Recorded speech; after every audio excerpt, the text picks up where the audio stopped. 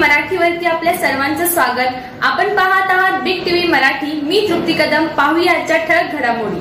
गेलो होतो आपण अचकनळी रोडला ते आणखीन कुठं नगर सगळ्याच विभागाला जत सारखं काम करायला कुठंच वाव म्हणजे इतका वाव ह्या जत मध्ये असतो मला काम करायला ते एक रेकॉर्ड तयार करून परदेशी तसं लगेच ह्यांच्याकडे मागणी करायची। ते 2013ला त्याची मंजुरी ग्रामपंचायत असतात त्या लोकांना आज अखेर प्रिंट लेवलला येऊन ते बांधकाम थांबलेलं ते काय झालंय काय नाही ते बघून लगेच तसा प्रस्ताव लगेच आदिवासी महामंडळाकडे मागणी करा। मी मंत्री महोदयांच्या त्यांच्या हे काय बरं आयुक्तांशी बोललेलं मी लगेच प्रस्ताव करून घेऊन या म्हणजे मी लगेच त्यांचा विषय आम्ही संपवतो। काहीतरी जरा तो उचलायचं आणि जत शहराच्या जोपर्यंत हे होणार नाही मल्हार तलावातनं पाणी मल्हार तलावात टाकायचा आणि ते पाणी परत तुमच्या मल्हार तलावातनं परत ते पाणी ह्याला येतं याला मग विहिरीत येते। तो आता इस्टिमेट कशा पद्धतीचं केलं आणि काय केलं ते मला एकदा सांगा। या संदर्भातला आम्ही टंचाईच्या मदत कुणाला खाली एन्डॉर्समेंट करून लगेच खाली आलेलं आहे ते पत्र कलेक्टर साहेबांच्याकडे। आता कलेक्टर साहेबांनी मला वाटतं काल तुम्हाला फोन केला कुणाला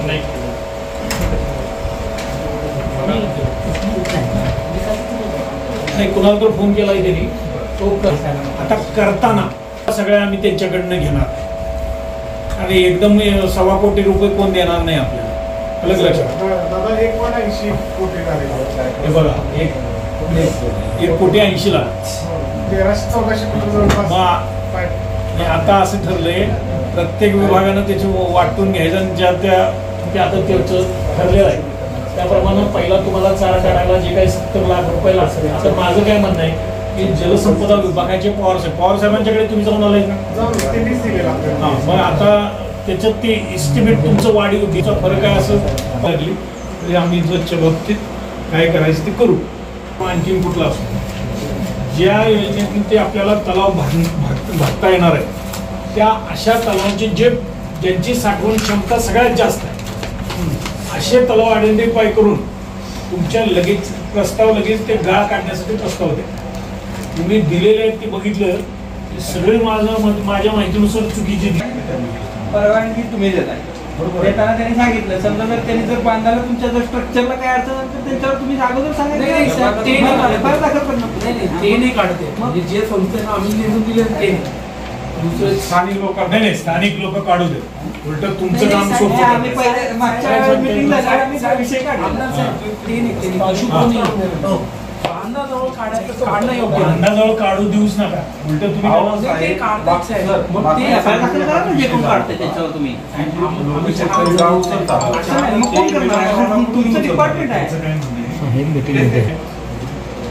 बिरनाळ पाठवलाय फर्स्टला तर बिरनाळ मधलं पाणी संपणार आहे का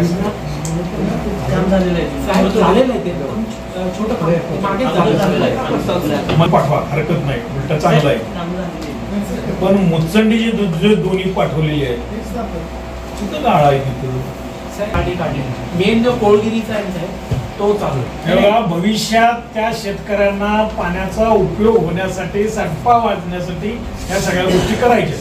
आता मी तुम्हाला सांगतोय त्याच्यात काळाजंगी घ्या हे गुळवंची घ्या मोठेवाडी घ्या मी तुम्हाला ती यादी देतो यादी देतो प्रायोरिटी ठरवा। सुरडी आहे लोगाव आहे हे उमराणी आहे बिरनाळ काय गरज नाही थोडा मुचंडी सिद्धनाथ आहे जे मोठे तलाव आहेत ना ते घ्या ना ज्याचं वर्षानुवर्ष गाळ साठलेलं आहे। आता आणखीन एक हे सुरडीचे तिथले डाव्या बाजूचा आहे उजव्या बाजूचा एक तलाव आहे डाव्या बाजूचा तुम्ही पाझर तलाव त्याची कॅपॅसिटी वाढवली बरोबर आहे। आता एक करा की पुढच्या ह्याच्यात इकडच्या उजव्या बाजूचा जो तलाव आहे त्या तलावातला गाळ काढण्यासाठी किंवा त्याची कॅपॅसिटी एक आहे की आमच्या तालुक्यातल्या जेवढ्या काही NGO आहेत त्या NGOना बोलवून प्रस्ताव तयार करून घ्या आणि त्यांना फायदा होतो। हे आज काय बोलायलंय, कुठल्या एजन्सी येते सोलापूर आणि ह्याला, अरे काय चाललंय म्हणजे आमचं असं चाललंय की ते आंधळं कुत्र पिट आता अशीच अवस्था मी पण आहे. कमीत कमी तेवढा तर त्या एनजीओ ना फायदा होऊ दे ना. नाही नाही अहो, म्हणूनच मी सांगतोय काही एक दोन एजन्सी असतील, बऱ्याच लोकांना माहित पण नसते. नाही माहितीच नाही साहेब, माहितीच नाही. त्यांना जर आपलं म्हणूनच मी सांगितलं म्हणतोय असं करायचं आहे. तुम्ही तिघं बी इथं आहे, प्रांतसाहेबांनी दोन्हीत असेल. मी स्ट्रिक्टली सांगतोय जेवढ्या काही एनजीओ आहेत त्यांना बोलवून घ्या, मीटिंग घ्या आणि त्यांना सगळ्यांना प्रस्ताव तयार करायला सांगा. काढा म्हणावं काढ तुम्ही, आम्ही तुम्हाला मदत करू. हे प्रत्येकाने यायचं, बाहेरच्या लोकांनी आमचं वरबाडवून खाऊन घेऊन जायचं. होऊ दे ना फायदा आमच्या लोकांचा. हा वैयक्तिक शेतकऱ्या काय 72च्या दुष्काळातले झालेले जे पाझर तलाव आहे, पाझर तलाव म्हणण्यापेक्षा काय पाझर तलाव साठवण तलाव झालेले नाही. पाझर तलाव जेवढे झाले तेवढे तलाव अजून सुद्धा तुमच्या रेकॉर्डवर नाही.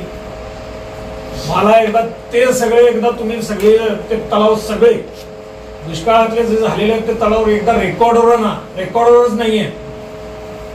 वाटल्यास साथी एजन्सी तुम्हाला बरोबर घ्या.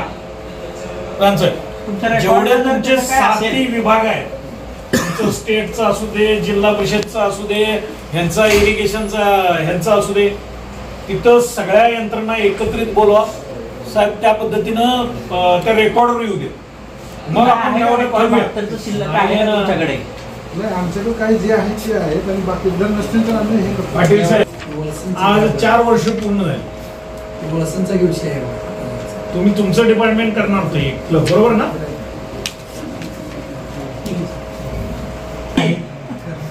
अधिकाऱ्याने पहिला हे डोक्यात घ्या. ट्रेनिंग आणि दुसरी कामं लागणार. नाही ना, आहे ते आम्हालाही माहिती आहे. मग आमच्याकडे बी लोक येतात, प्रांत साहेबांना सांगा तिथं माझं ड्युटी कॅन्सल करा, मला एवढं तर असं आहे. फक्त मी कलेक्टर साहेबांना सांगितलं होतं की ह्या